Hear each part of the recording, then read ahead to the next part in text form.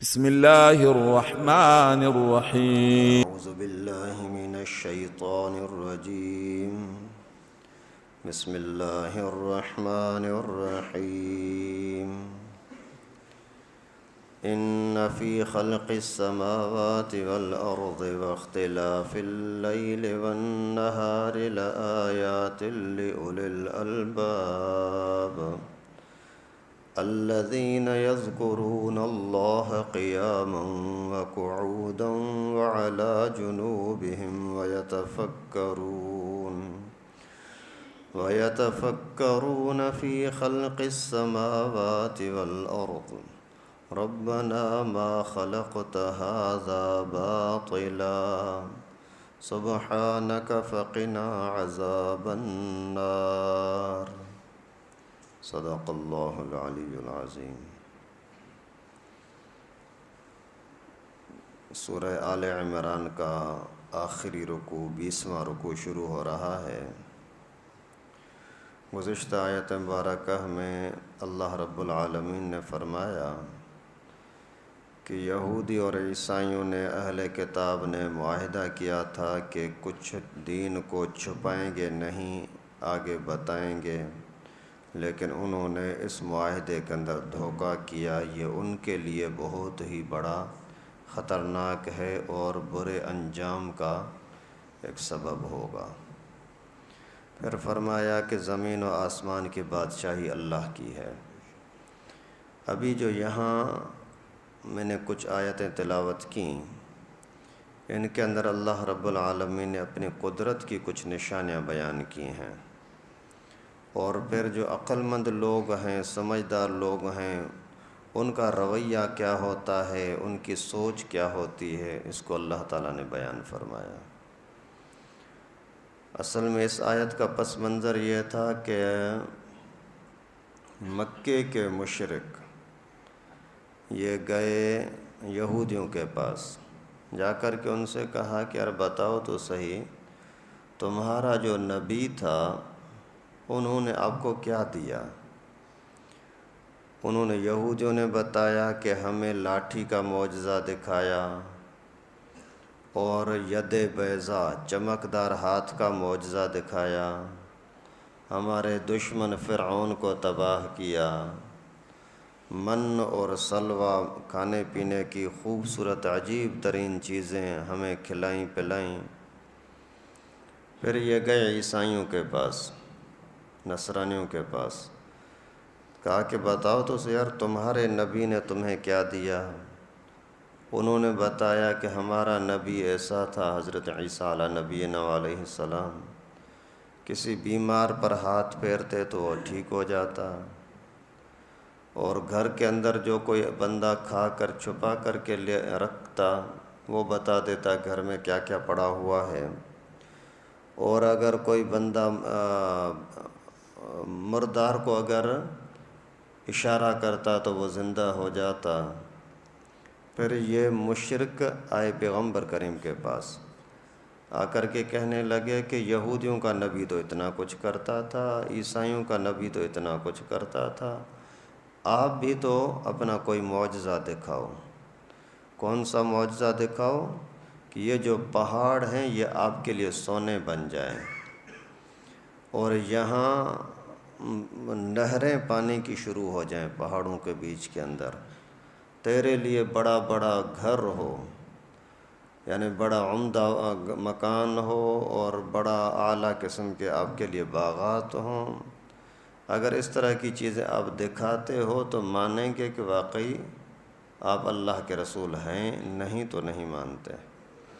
تو اللہ رب العالمین نے اس آیت کریمہ کے اندر ان کا جواب دیا کہ اگر آپ اللہ تعالیٰ کو سمجھنا چاہتے ہو، اللہ کی قدرت کو سمجھنا چاہتے ہو، تو آگے پیچھے دائیں بائیں نیچے اوپر جہاں دیکھو اللہ ہی اللہ. کہیں ایسا نہیں ہو سکتا کہ آپ کسی چیز کے اندر غور کرو اور آپ کو اللہ نظر نہ آئے، اللہ آپ کو سمجھ میں نہ آئے، ایسا نہیں ہو سکتا. ویسے معجزات تو پیغمبر کریم نے کئی سارے دکھائے، لیکن جس کو ماننا ہی نہیں ہے تو ان کے ساتھ بحث کتنا کریں گے. ایک بندہ اگر آپ سے دلیل پوچھنے کے لیے آتا ہے تو آپ بے شک دلیل بتائیں، لیکن جو شرارت کرنے کے لیے آتا ہے تو پھر اس کو دلیل نہیں، اسی کو پھر اور طریقے سے سمجھایا جائے گا، کیونکہ وہ الٹا لوگوں کو انتشار میں ڈالے گا۔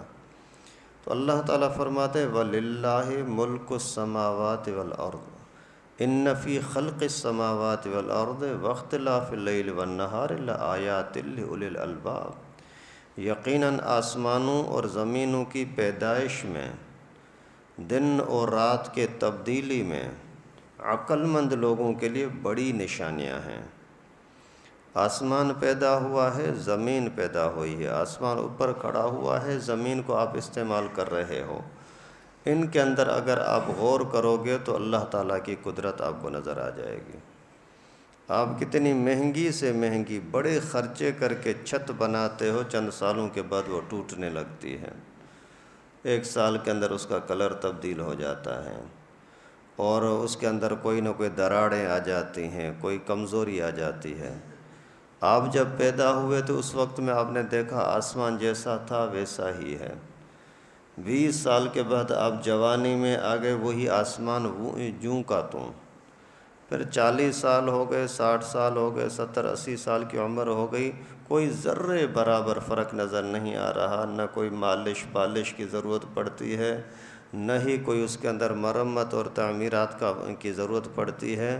تو یہی اللہ کے اللہ ہونے کی نشانی ہے۔ آسمان کو دیکھو، آسمان کی چیزوں کو دیکھو، بادل دیکھو کہاں کس انداز سے چل رہے ہیں، سورج چاند ستارے دیکھو کس طریقے سے چل رہے ہیں، کوئی دنیا کی طاقت نہ ان کو تبدیل کر سکتی ہے، نہ ہی ان کے اندر کوئی کمزوری آتی ہے۔ کیا یہ آپ کے اللہ کو سمجھنے کے لیے کافی نہیں ہے؟ زمین کو دیکھو، اسی زمین پر آپ چلتے پھرتے ہو، زمین کے اندر اللہ تعالیٰ نے کتنے خزانے رکھے ہیں، یہ زمین آپ کو کتنا فائدہ نفع دے رہی ہے۔ ابھی یہ بھی کوئی بات ہے کہ آپ گندم کا دانہ مٹی میں ملا دو، اس سے کئی سارے دانے نکل کر آتے ہیں، سینکڑوں دانے نکل کر آتے ہیں، کیا یہ اللہ کی قدرت سمجھنے کے لیے کافی نہیں ہے؟ اسی ہی زمین کے اندر ایک دانہ آپ نے چاول کا ڈالا، ایک گندم کا ڈالا، زمین وہی ہے، پانی وہی دیا، اس میں سے چاول نکل رہا ہے، اس میں سے گندم نکل رہی ہے، سیب بھی اسی زمین سے نکل رہا ہے، انگور بھی اسی زمین سے نکل رہا ہے، کیلا بھی اسی زمین سے نکل رہا ہے، مٹی بھی وہی ہے، پانی بھی وہی ہے، ذائقہ تبدیل ہے، کلر تبدیل ہے۔ تو ان چیزوں سے آپ کو اللہ کی قدرت سمجھ میں نہیں آتی۔ کسی سے پوچھا کہ ایک دیہاتی بندہ جانور چرا رہا تھا، اسی سے کسی نے آ کر کے سوال کیا، یار تیرا خدا ہے، اس کے خدا کے اللہ کے ہونے کی کوئی دلیل تو بتاؤ۔ بولا یہ جانور ہے نا، کسی جانور کو دیکھو، وہی گھاس اسی جانور نے کھایا ہے تو گوبر نکالی ہے، یہی گھاس شہد کھاتی ہے، شہد کا مکھی کھاتی ہے تو بدلے کے اندر شہد کا پانی آتا ہے، یہی گھاس اگر ریشم کا کیڑا کھاتا ہے تو ریشم کا دھاگا نکلتا ہے۔ تو ایک ہی چیز جب دوسرے مختلف جانور کھاتے ہیں تو اس سے مختلف چیزیں نکلتی ہیں۔ اس سے معلوم ہوا کہ کوئی تو طاقت ہے جو ان کو چلا رہی ہے، ان کو بنا رہی ہے۔ ایک بوڑھی بڈھی عورت، کمزور دیہاتی جنگلی، وہ چکی پیس رہی تھی، اسی سے کسی نے آ کر کے بولا کہ بوڑھیا بتا تو صحیح تیرا اللہ ہے، اس کی کوئی دلیل؟ بولا دلیل یہ میرا یہ چکی ہے، جب میں اس کو چلاتی ہوں تو چلتی ہے، جب میں اس کو چھوڑتی ہوں تو وہ رک جاتی ہے۔ اس سے معلوم ہوا کہ یہ کائنات کو بھی کوئی تو چلانے والا ہے، کہ جب اس کو سورج کو، چاند کو، ستاروں کو، بادلوں کو، پانی کو چلا رہا ہے تو چل رہے، نہیں تو نہیں۔ ایک امام اعظم ابو حنیفہ رحمہ اللہ کا ایک عجیب واقعہ لکھا ہے علماء نے۔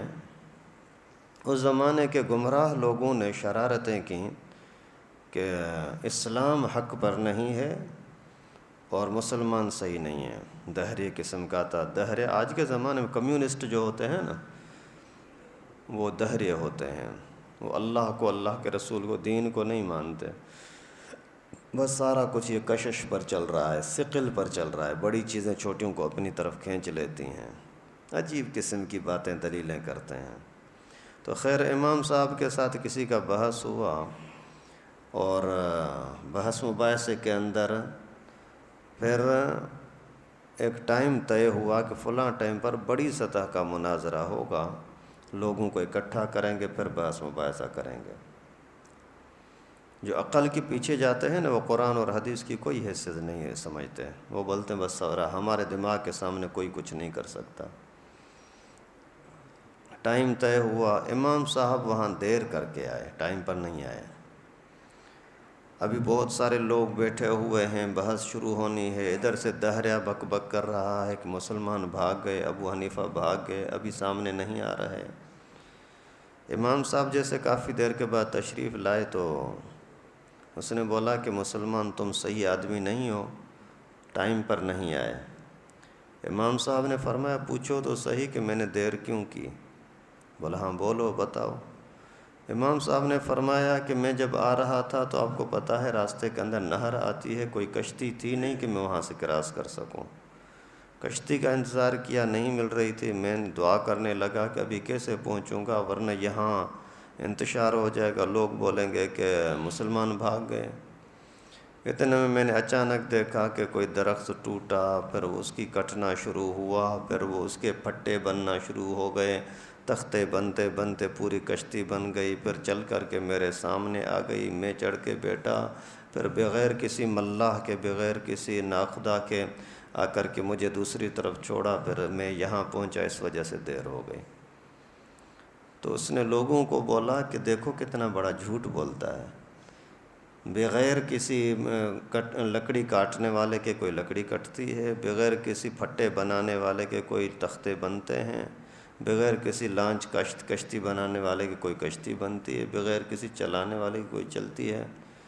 تو امام صاحب نے فرمایا کہ کیوں نہیں چلتی؟ بھائی میرے سامنے ہوا ہے۔ وہ بولتا ہے نہیں ہو سکتا۔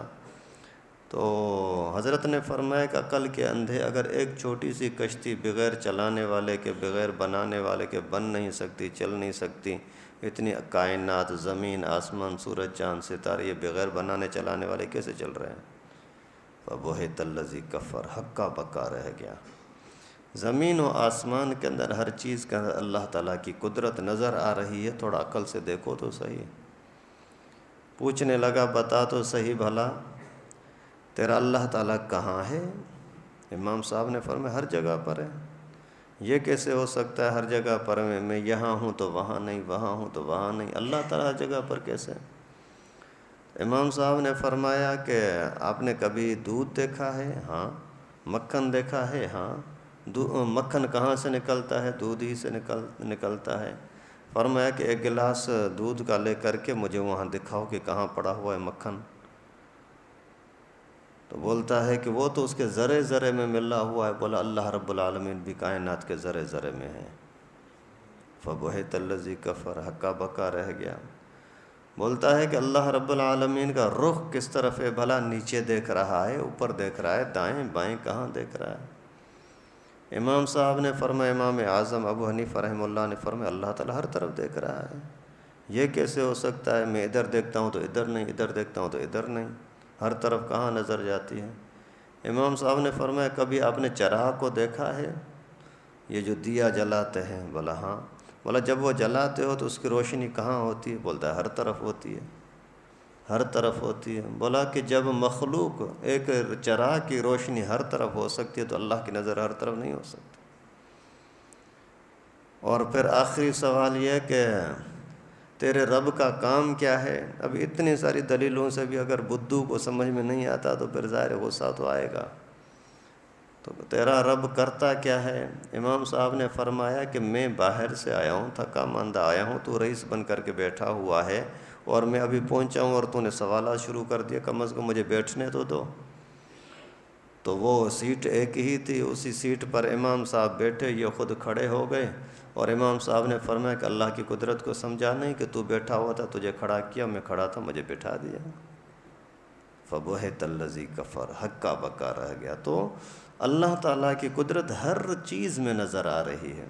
کسی درخت پر نظر کرو، ہوا پر نظر کرو، اور یہ تعمیرات پر نظر کرو، پہاڑوں پر نظر کرو، جہاں آنکھیں کھلیں ان چیزوں پر آپ نظر کرو، اللہ کی قدرت نظر آ جائے گی۔ اپنے آپ کو تو دیکھو، آپ کی زبان کیسے بات کر رہی ہے، ہاتھ پاؤں وغیرہ کیسے بنائے ہیں، ہر چیز میں اللہ ہی اللہ۔ تو زمین میں اللہ، آسمان میں اللہ، ہر چیز میں اللہ۔ واختلاف اللیل والنہار، دن اور رات کی تبدیلی میں اللہ۔ دن ہے کتنا بڑا روشن ہے، یہ آہستہ آہستہ روشنی کیسے ختم ہو جاتی ہے، کیسے اندھیرا چھا جاتا ہے۔ صرف ایک دو دن کی بات نہیں، ہزاروں لاکھوں سالوں کی بات ہے، اور نظام چل رہا ہے۔ دن کو روشنی اتنی آ گئی کہ آپ کے گھر کے اندر بھی روشنی گھس جاتی ہے۔ دن کے ٹائم پر اگر آپ کمرے کو اندھیرا کرنا چاہو تو بھی اندھیرا نہیں ہوتا، کہیں نہ کہیں ذرا سے سوراخ کے اندر روشنی اندر آ جاتی ہے۔ یہ اللہ تعالیٰ کی قدرت نہیں ہے؟ اور اسی طریقے سے پھر رات کے ٹائم پر روشنی نہیں ہے، اندھیرا ہے، تو کس طریقے سے اللہ رب العالمین پورے دنیا کے اندھیرے کو اسی کو پھیلا دیتے ہیں۔ کتنا آدمی زور لگاتے ہیں، کتنی بتیاں جلاتے ہیں، روشنی کریں، لیکن نہیں کر سکتے۔ اگر روشنی کی محدود کی پوری دنیا کو کبھی آپ نے دیکھا ہے کسی نے روشن کیا ہو؟ لآیات لأولی الالباب، جن کے دماغ میں کچھ عقل ہے، جن کو اللہ رب العالمین نے کچھ سمجھ دی ہے، جانور نہیں ہے، انسان ہے، تو وہ ان چیزوں کے اندر سے بہت ساری چیزیں سمجھ سکتا ہے، اللہ تعالیٰ کی وحدانیت پر، الوہیت پر، قدرت پر دلیلیں لے سکتا ہے۔ اور عقل مند لوگوں کی نشانیاں کیا ہیں؟ الذین یذکرون اللہ، جو اللہ تعالیٰ کو یاد کرتے ہیں۔ دنیا میں جو بندہ اللہ کو یاد نہیں کرتا، اس سے بڑا بے عقل، پاگل، مجنون کوئی نہیں ہو سکتا، بھلے دنیا کے اعتبار سے خزانے اس نے اکٹھے کیے ہوں۔ بیوی کو یاد کرتا ہے، بچوں کو یاد کرتا ہے، کاروبار کو یاد کرتا ہے، دوستوں کو یاد کرتا ہے، اور دنیا کی چیزوں کے اندر بڑا مست لگا ہوا ہے، لیکن دنیا کو بنانے والے اللہ کو یاد نہیں کرتا، تو اس سے بڑا بدھو کون ہوگا؟ ان کی نشانیاں یہ ہیں عقل مند لوگوں کی، الذین یذکرون اللہ، جو اللہ کو یاد کرتے ہیں، قیاما وقعودا وعلی جنوبہم، کھڑے ہونے کی حالت میں بھی، بیٹھنے کی حالت میں، لیٹنے کی حالت میں، ہر حال میں اللہ ہی اللہ۔ وَيَتَفَكَّرُونَ فِي خَلْقِ السَّمَاوَاتِ وَالْأَرْضِ، اور فکر کرتے ہیں، غور کرتے ہیں زمین و آسمان کی پیدائش کے اندر، کہ زمین کیسے پیدا ہوئی، اس سے کتنے کتنے خزانے ہمیں مل رہے ہیں، اس کے اندر غور و فکر کرتے ہیں۔ آسمان کو اللہ تعالیٰ نے کس طرح بنایا، اس کے اندر غور و فکر کرتے ہیں کہ آسمان، وہاں سے پانی ہمیں کیسے ملتا ہے، نہریں، اترائی کے اندر تو پانی جا رہا ہے، بلندی کے اندر کیسے جائے گا، پہاڑوں پر کیسے باغات ہوں گے، پہاڑی لوگ کیسے اپنے زندگی گزاریں گے، ان کے لیے اوپر سے انتظام ہو گیا پانی کا۔